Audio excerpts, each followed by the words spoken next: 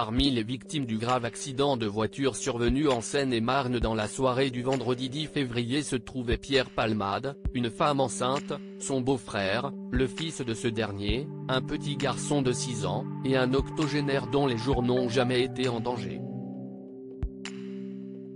Les autres personnes impliquées n'ont malheureusement pas eu cette chance. L'enfant de 6 ans a d'ailleurs été rapidement pris en charge à l'hôpital Necker à Paris, spécialisé dans le traitement des enfants malades.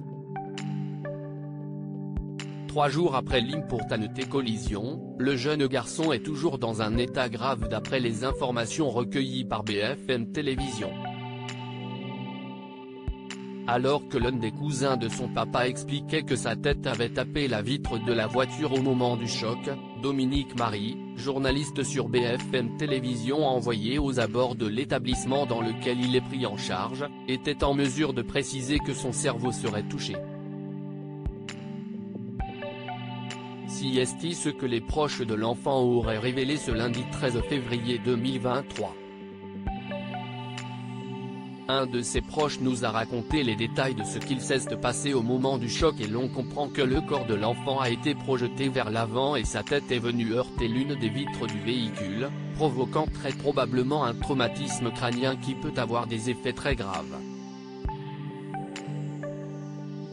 Si est sans doute pourquoi il a été pris en charge ici, à l'hôpital Necker à Paris qui est spécialisé, en grande partie, aux enfants malades a expliqué Dominique Marie. D'après nos informations, le petit garçon a été placé dans un coma artificiel pour que son cerveau soit au repos.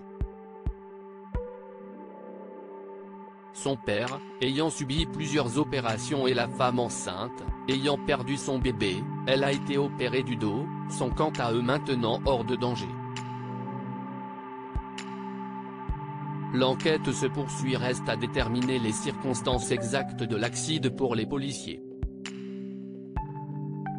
Une enquête, visant Pierre Palmade, à l'origine de la collision, a été ouverte pour homicide et blessures involontaires par conducteur ayant entraîné une incapacité totale de travail supérieure à 3 mois.